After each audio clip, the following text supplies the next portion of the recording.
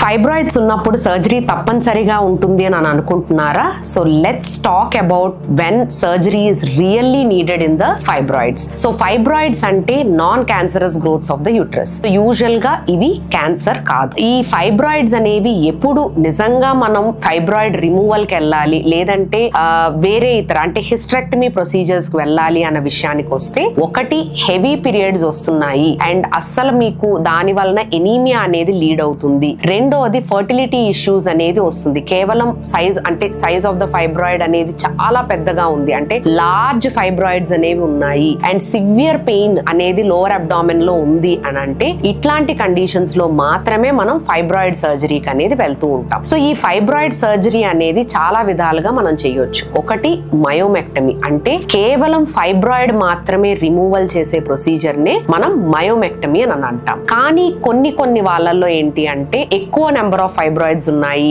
Multiple fibroids ఉన్నాయి and దాంతో పాటు అంటే ఫైబ్రాయిడ్స్ తో పాటు other features like adenomyosis, endometriosis లాంటివి ఉన్నాయి. వాళ్ళ ఫ్యామిలీ అనేది కంప్లీట్ అయిపోయింది అని అంటే వాళ్ళు హిస్టరెక్టమీ ప్రొసీజర్ కూడా వెళ్ళొచ్చు. అసలు హిస్టరెక్టమీ అంటే ఏంటి అంటే ఫైబ్రాయిడ్ తో పాటు యుట్రస్ ని కూడా రిమూవ్ చేయటమే, దాన్నే మనం హిస్టరెక్టమీ అని అంటాం.